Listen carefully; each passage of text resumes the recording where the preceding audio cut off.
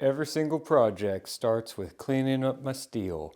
So what we're going to do for this dagger is we're going to do a 15N20 core and 1084 cladding like that.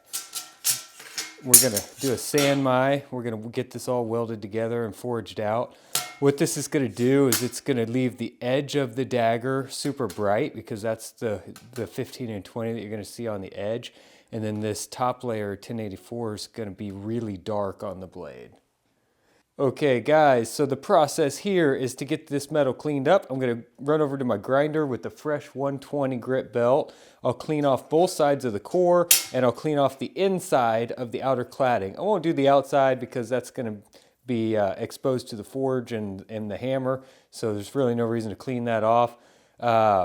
But we are going to go ahead and get these cleaned up, and then I'm going to weld all the way around it to keep oxygen out of it. That'll just help me out. And the reason I'm going to weld this up is because it's such a long billet. I've got a short forge, and there's no way I can hammer this whole thing out at once. I feel like if I weld it up to help keep oxygen out, I could forge weld sections of it at a time until the entire thing is forge welded solid. That's why I've decided to weld all the way around this versus using flux. So let's jump in. I'm going to get these cleaned up and we'll get rolling.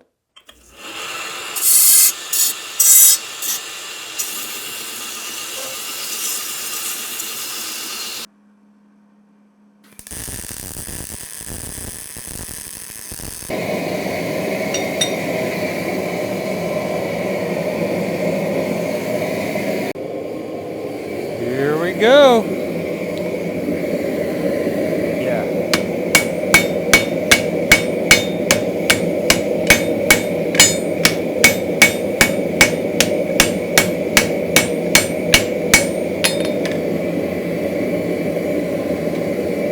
All right, we're going to go in for a second tap.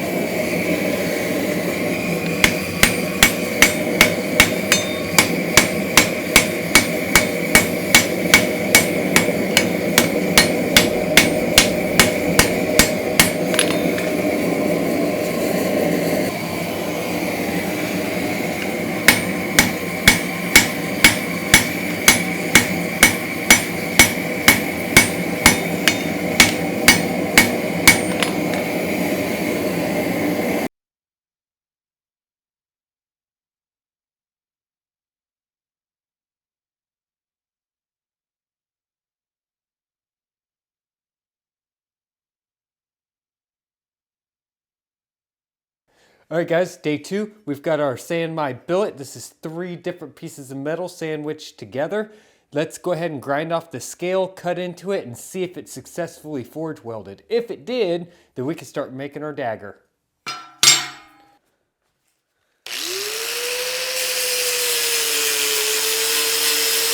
guess it's time to show you guys what we're going for here. Let's go. So these are some initial designs that I came up with, and didn't fall in love with any of those.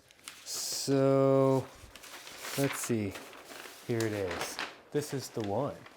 We're gonna make this dagger right here. It's gonna be really cool. Did a sand my, so it's gonna be wavy right down the blade. These are gonna be cutouts. I'm not completely done with the handle. You guys know me, it's gonna change as I do the build. But here's what I've done. I drew it out and then I traced it through on this paper. I'm gonna cut this out and lay it on my steel. There we go. Yeah.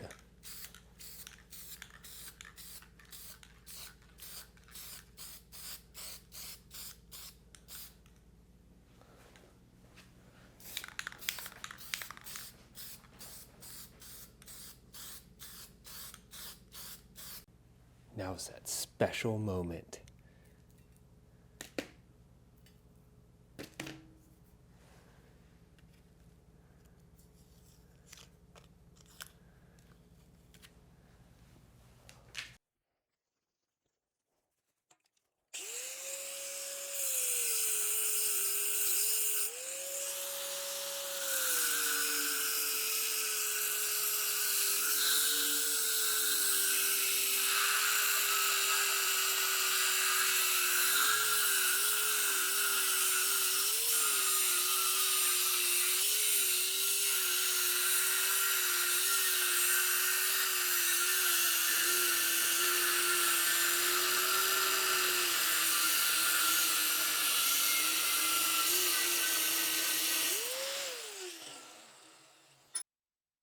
I used a cutoff wheel in the angle grinder and cut most of the excess material off.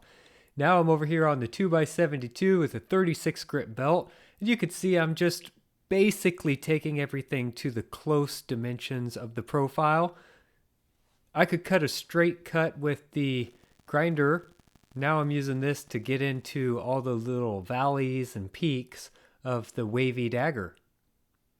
This was way harder than I had suspected. All right, let's do the rough grind. I've never ground anything quite like this. My go-to is a flat platen, but I think the 2-inch wide flat platen is going to be really difficult to do this. But here's my plan of attack. I'm going to go in with the flat platen, and I'm going to grind the majority of this off, and then I'm going to go in with a 12-inch wheel, and I'm going to run it lengthwise. And we're going to see if I can't get this thing ground out like that. Ooh, that's going to be a really neat sand my blade.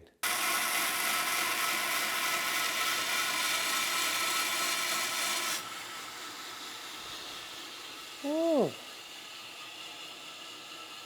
That's going to be really difficult.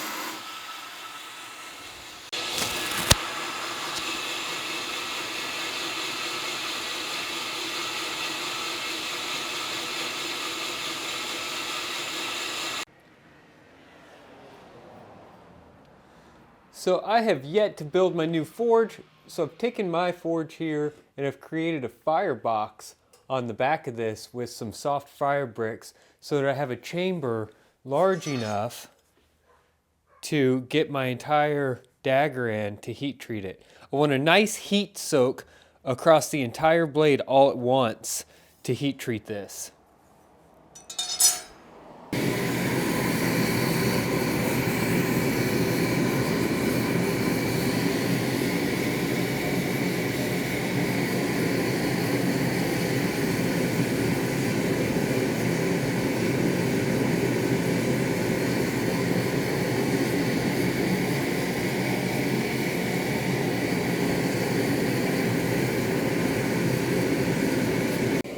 Alright guys, so I just realized my memory card was full and you missed the heat treatment, but let me bring you up to speed here.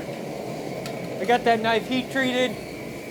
Now I've got the guard and the pommel going right here. So I'll show you what we're doing. So we got our guard working here.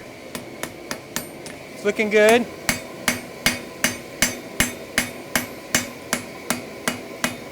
Alright guys, so some of you are knife makers and some of you aren't, I'm sure, because a lot of people watch these videos. If you're a knife maker, you're going to completely understand this. But I want to talk to you guys about kind of the frailties of being a knife maker and a videographer at the same time here on YouTube.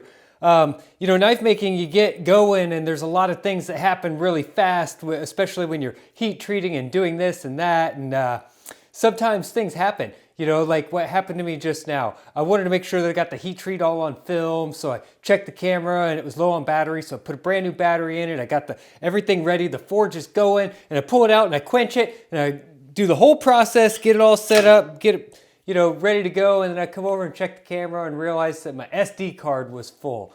Well, listen, I quenched it already, and it was perfect. You know, you really don't want to do that over again, because every time that you quench a blade, you could make it more brittle or create bad structure in the steel. So I did the heat treatment. The quench went great. I did put it in a straightening jig just to keep it straight while I tempered it, but everything came out really nice on it. So I'm gonna go ahead and take it out of my straightening jig right now, and we'll have the first peek at it.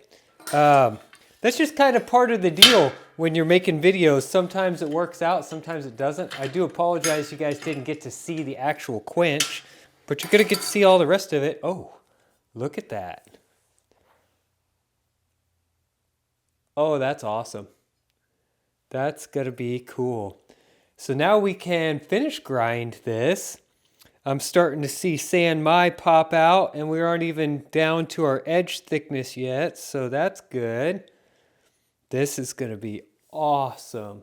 Cool, let's get it cleaned up. That was straight up, no doubt in my mind, the hardest grind I've ever done. That took me 3 hours on the grinder to grind in these bevels. Oh my goodness. And the rough grind is really rough too. Look at that. It's gonna take a tremendous amount of cleanup with files and sandpaper, and that's what I'm gonna start on next.